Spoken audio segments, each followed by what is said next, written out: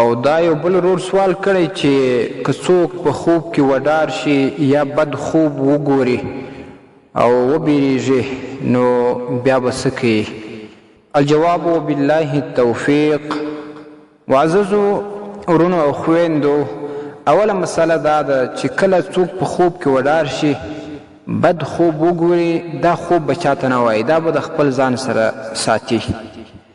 دویمه دا ده چې کله د خوب نه رابیدار شي اعوذ بالله من الشیطان الرجیم ومن شر هذه الرؤیا، دا کلمات به وایي. بیا به خپل اړخ بدل کی، یعنی مخکې چې په کم اړخ باندې پر کم طرف باندې اوده و، اوس به هغه طرف بدل کی، پر بل سید او پر بل طرف باندې به اوده شي.